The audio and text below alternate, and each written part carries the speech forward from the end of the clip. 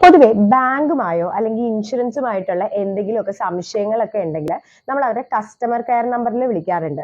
So ഇതിന്റെ ആദ്യ step എന്ന് പറയുന്നത് നമ്മൾ ഗൂഗിളിൽ പോയിട്ട് സെർച്ച് ചെയ്യും അല്ലെ, ഇന്ന ബാങ്കിന്റെ അല്ലെങ്കിൽ ഇൻഷുറൻസിന്റെ കസ്റ്റമർ കെയർ നമ്പർ ഏതാണെന്നുള്ളത് ആദ്യം ഗൂഗിളിൽ കാണുന്ന നമ്പറിലേക്ക് നമ്മൾ വിളിക്കും. പക്ഷെ ഇതിലൊരു അപകടമുണ്ട്. പലപ്പോഴും നമ്മൾ ഇങ്ങനെ ആദ്യം കാണുന്ന നമ്പറുകൾ ബാങ്കിന്റെ അല്ലെങ്കിൽ ഇൻഷുറൻസിന്റെ ശരിയായ കസ്റ്റമർ കെയർ നമ്പർ ആവണമെന്നില്ല. അത് അറ്റാക്കർ ജനങ്ങളെ തെറ്റിദ്ധരിപ്പിക്കാൻ വേണ്ടി ഇട്ടേക്കുന്ന നമ്പർ ആവാം. ഈ നമ്പറിലേക്ക് നമ്മൾ വിളിക്കുന്ന സമയത്ത് അറ്റാക്കർ ആവും ഫോൺ അറ്റൻഡ് ചെയ്യുന്നത്.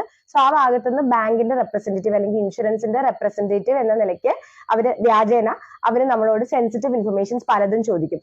അതായത് പാസ്വേഡ്, അതുപോലെ തന്നെ OTP തുടങ്ങിയ കാര്യങ്ങളെല്ലാം. സോ നമ്മൾ മനസ്സിലാക്കേണ്ട കാര്യം എന്ന് വെച്ച് കഴിഞ്ഞാൽ, ഒന്ന്, ബാങ്കിന്റെ ഭാഗത്തുനിന്ന് ഇതുപോലുള്ള സെൻസിറ്റീവ് ഇൻഫർമേഷൻസ് ഒരിക്കലും കസ്റ്റമേഴ്സിനോട് ചോദിക്കില്ല.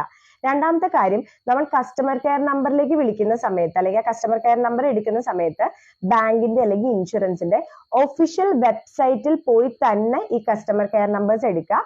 അല്ലെങ്കിൽ ഇതുപോലുള്ള പല അബദ്ധങ്ങളിലും ചെന്ന് ചാടാൻ സാധ്യതയുണ്ട്. സോ ഇൻഫർമേഷൻ നിങ്ങൾ മാക്സിമം ഷെയർ ചെയ്യുക.